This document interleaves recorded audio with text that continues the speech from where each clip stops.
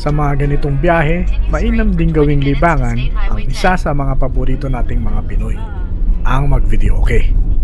Carpool ka raw.